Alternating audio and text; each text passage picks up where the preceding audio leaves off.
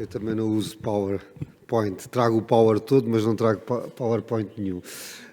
Bom dia a todos e a todas. Muito obrigado, Sra. Provedora do Animal. As minhas felicitações pelo evento e, acima de tudo, por continuar nesta verdadeira saga, luta, por trazer um tema tão importante para cima da mesa, para cima daquilo que é importante para todos os operadores.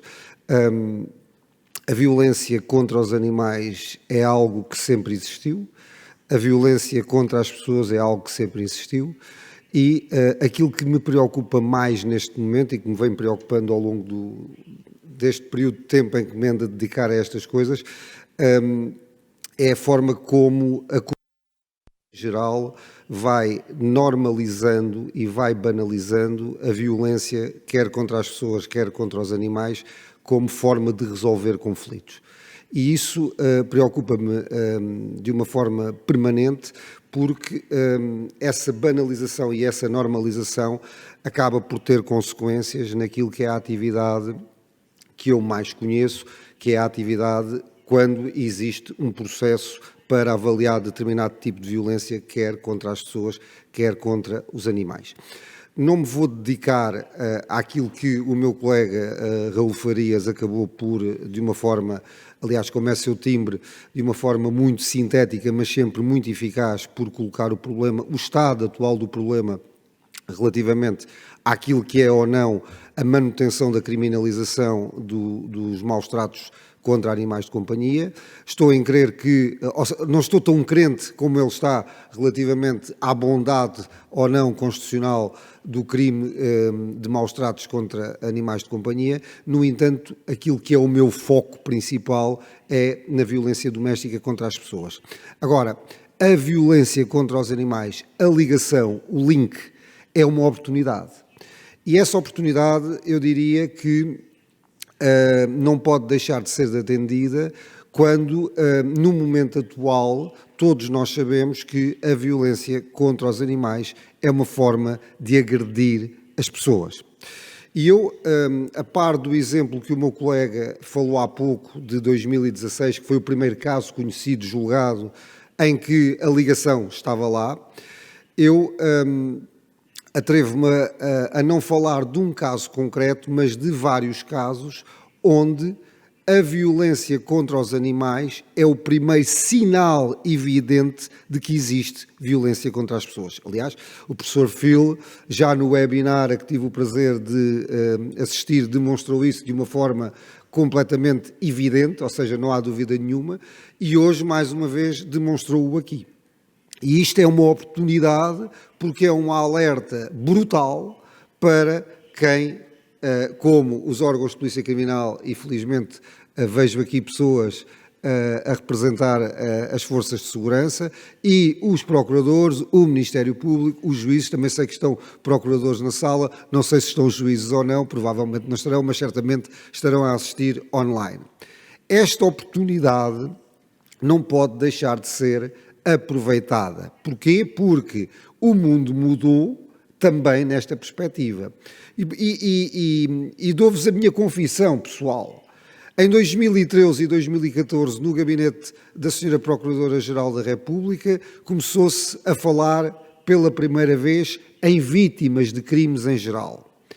Provavelmente por essa altura, ou um pouco mais tarde, começou-se a falar do crime de maus-tratos contra animais de companhia, aliás, pela mão do meu colega Raul Farias. E a minha confissão é, e ele sabe disso, é que naquela altura eu dizia, ainda bem que ficaste tu com essa matéria, porque essa matéria a mim não me diz nada. Ele sabe que eu disse isto.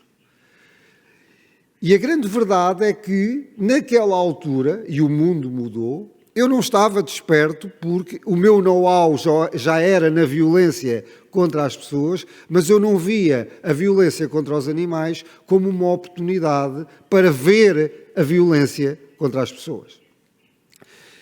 E esta oportunidade é de tal forma tão relevante, e eu trago aqui os números só para que vocês percebam do que é que estamos a falar, em redor daquilo que é a violência contra as pessoas, e na violência contra as pessoas, a violência doméstica.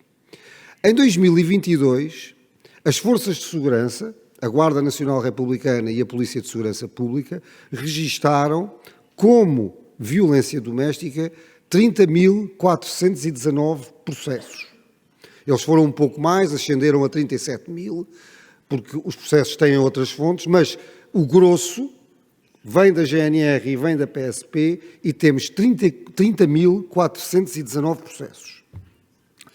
Destes 30.000 processos, as forças de segurança deslocaram-se ao local da ocorrência em 14.079 vezes, 46% das vezes, quase metade.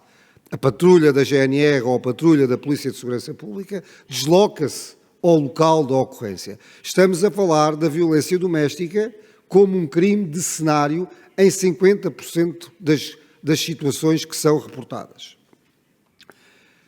Dessas 14.000 vezes que as patrulhas se deslocam ao local da ocorrência, em 2022 efetuaram-se 919 detenções de pessoas agressoras em flagrante delito. 919. Corresponde a 6,5% das oportunidades de efetuar detenções em flagrante delito. Quer o Ministério Público, quer as forças de segurança, sabem porque é que não se fazem mais flagrantes de delito na área da violência doméstica. Porque temos dificuldades em saber o que é um flagrante delito, um quase flagrante delito ou uma presunção de flagrante delito. Isto porque todos nós, polícias e procuradores e juízes, fomos muito ensinados a ver o flagrante delito na perspectiva dos crimes contra o património e não fomos ensinados a ver o flagrante delito nos crimes contra as pessoas. Ou seja, se não assistirmos à violência em direto, não conseguimos ver o flagrante delito. E com isto estamos a perder uma batalha terrível. E porquê é que eu falo em oportunidade? Falo em oportunidade porque, a crer nos números que o Sr. Ministro apresentou aqui relativamente à existência de animais de companhia em 85% das famílias, numa esmagadora maioria das tais 14.000 vezes em que a polícia vai ao local, garantidamente estas famílias têm animais de companhia e estes animais de companhia são uma oportunidade extraordinária para se perceber a violência doméstica e, quiçá, acredito eu, para perceber que pode também estar ali um flagrante delito. Aliás, recordo-me de uma situação que também foi julgada nos tribunais portugueses, em que a GNR, e eu sei que era a GNR porque é da área onde eu continuo a viver, que é no Alentejo, em Santiago do Cacém, em Sines, a GNR foi chamada ao local da ocorrência e quando chegou ao local da ocorrência, chamado por parte da vítima mulher, o único sinal evidente da existência de maus tratos era uma rafeira alentejana que tinha acabado de ser morta à paulada por parte da pessoa agressora. Este sinal evidente estava à frente dos olhos da patrulha policial e permitiu a detenção em flagrante delito, mas não pela violência doméstica, antes pelo crime de maus tratos contra animais de companhia. O caso concreto demonstrou, felizmente, que a morte do animal tinha sido mais uma forma de causar maus tratos psíquicos à vítima pessoa, à vítima humana. Foi uma investigação inteligente, mas nem sempre nós estamos ainda devidamente sensibilizados para que a ligação está lá e a ligação é uma forma de uma forma eficaz de termos prova para a violência contra as pessoas. E ainda que, naturalmente, esteja perfeitamente de acordo com o meu colega, com o Raul Farias, quando temos um crime contra as pessoas e temos um crime contra os animais, não se discute a questão do concurso, ou seja, existem garantidamente dois crimes, não é isso que está em causa.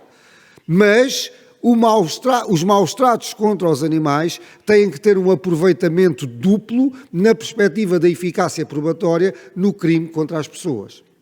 E isto é mais uma vez, e eu apetece-me reforçar sempre a palavra oportunidade, porque parece que a sensibilização surge também pela força da palavra oportunidade. Esta oportunidade vai ao encontro de uma outra dimensão relacionada com o crime de violência doméstica, com o crime de violência em geral contra as pessoas. Todos nós sabemos, e isto é mais um clichê que existe e que perdura há demasiados anos, um preconceito que perdura e que se mantém na atualidade, que tem a ver com, na violência contra as pessoas, em regra, há muito pouca prova. Não é verdade. Todos nós já conseguimos demonstrar que basta procurar a prova, ela pode existir. Mas a oportunidade surge justamente nesta violência contra os animais, aquela prova está ali à nossa frente, à mão de semear, como se costuma dizer, e temos que a aproveitar porque esta prova, se for dirigida contra ou a favor dos animais, ela tem uma eficácia e uma consequência imediata na vítima pessoa.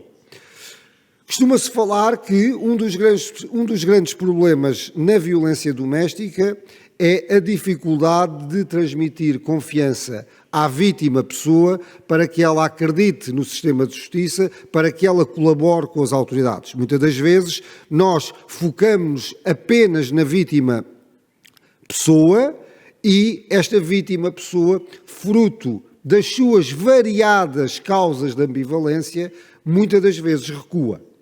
Os animais podem ser e são, os animais de companhia podem ser e são um fator tremendo de ambivalência.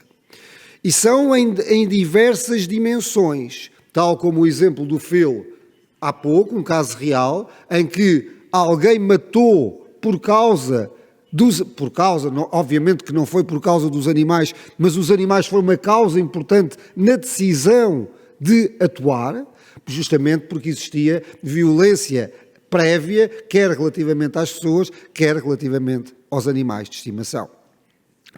Esta ambivalência é de tal forma crucial que se nós não tivermos respostas para a combater, nós vamos estar a afastar a vítima, nós não vamos estar a transmitir confiança à vítima. E eu não resisto a contar-vos uma história que é real, é muito próxima, porque tem a ver com uma pessoa amiga, em que há relativamente poucos meses recebi um contacto telefónico a pedir ajuda. A minha amiga sabe quem eu sou, o que faço, o que é que estou a fazer neste momento, quais são as minhas funções. E ela é vítima de violência doméstica.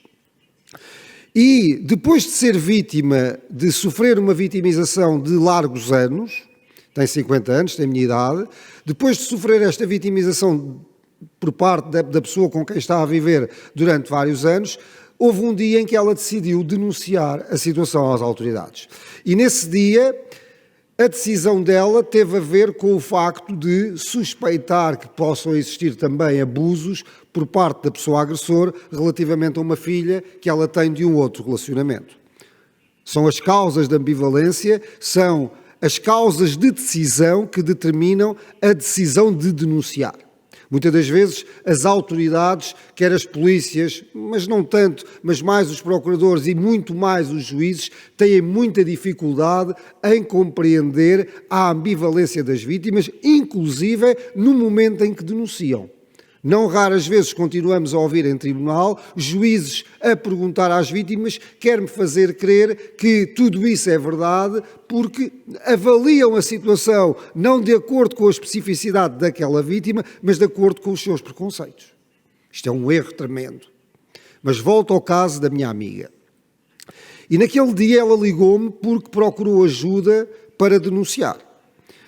Eu dei-lhe as pistas necessárias para aquilo que ela tinha que fazer, focando-me essencialmente na proteção da vítima adulta, ela, e também da potencial vítima filha, dizendo alguns planos de segurança para que ela pudesse preparar a sua denúncia e, quando ela estivesse preparada para fazer a sua denúncia, dirigir-se a um posto da polícia para o fazer. E assim o fez. Ela preparou o momento certo para apresentar a denúncia e foi apresentar a denúncia junto de uma autoridade, de uma força de segurança.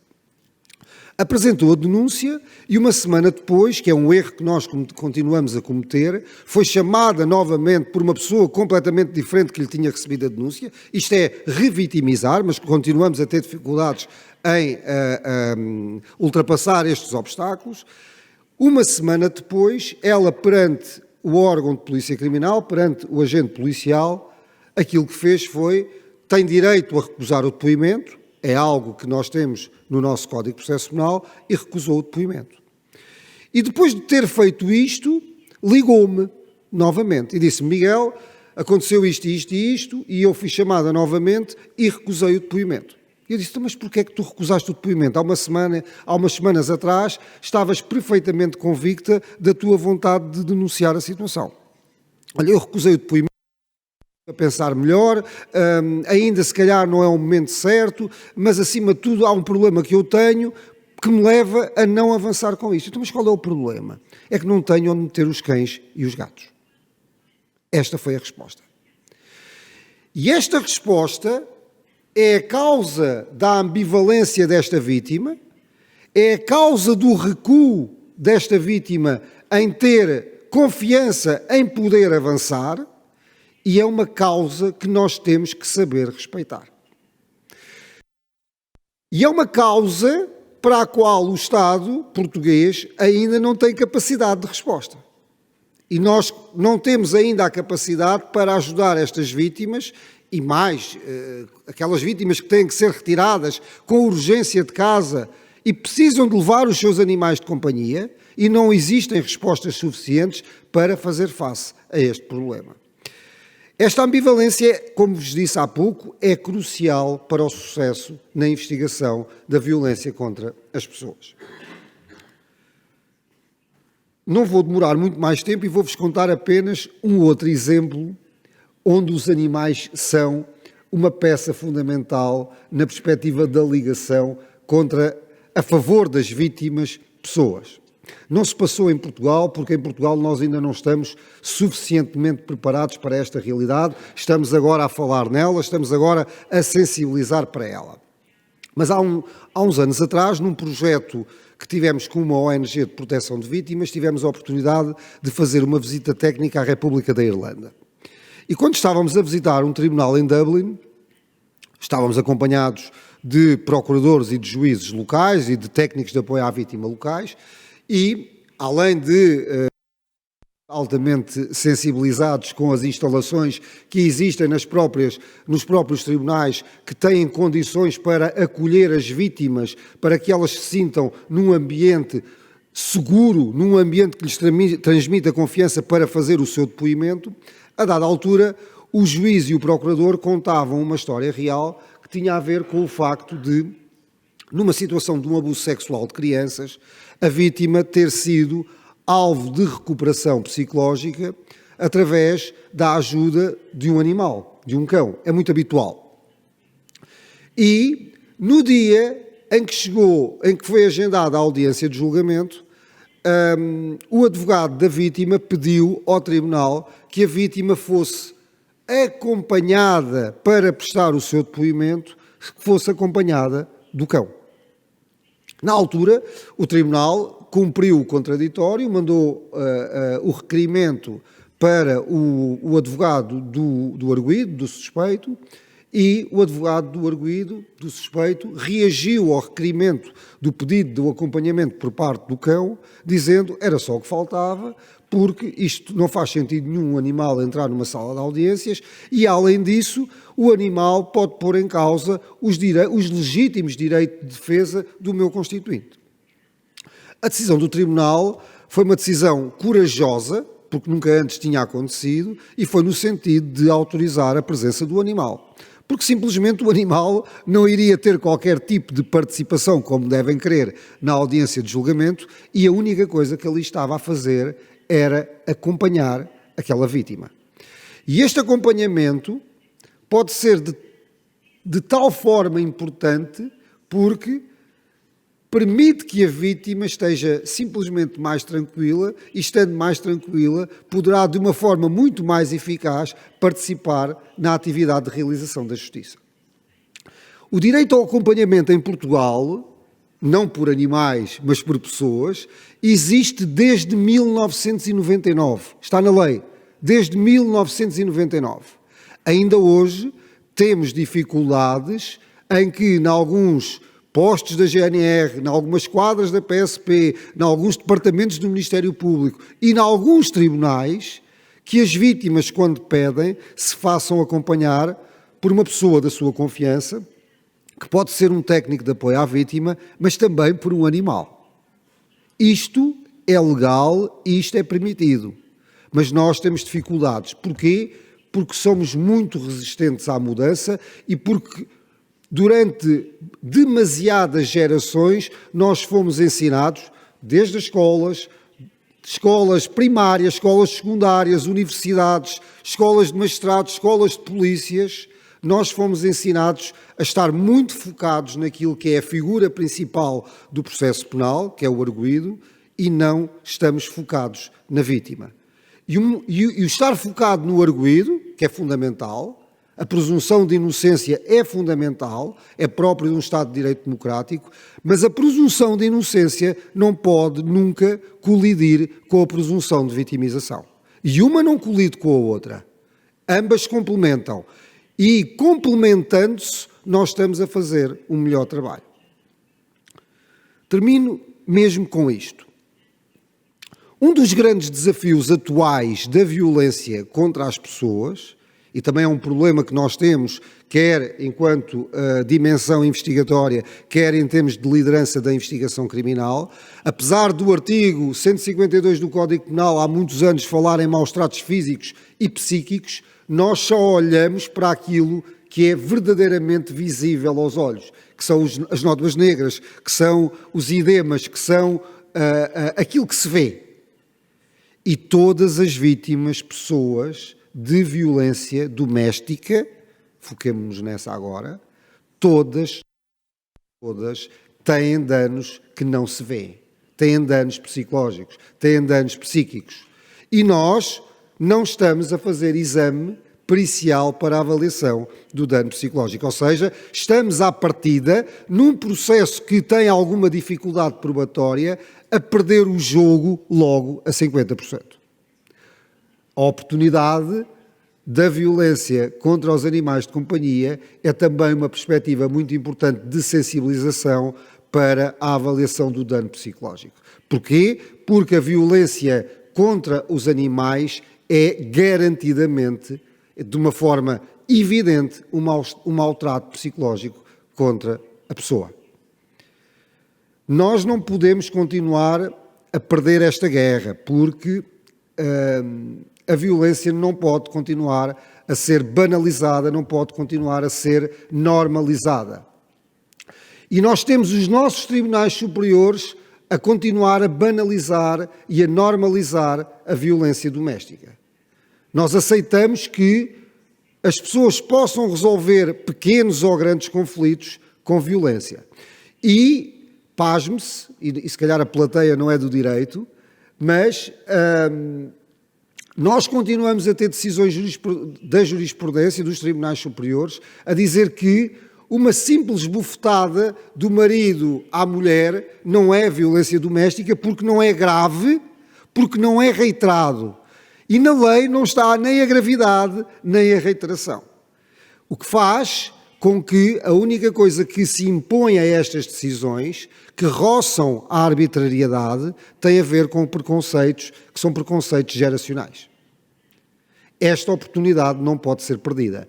E há algo que há pouco foi dito, que tem a ver com a responsabilidade da comunidade, a responsabilidade de todos nós.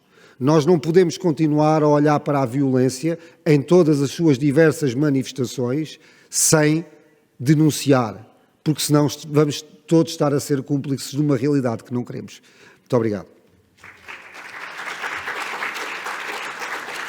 Avançamos agora para a última palestra da primeira sessão do The Link 2023, Animais e Pessoas, a ligação das violências uma questão de uma só saúde e um só bem-estar. Laurentina Pedroso, provedora do animal.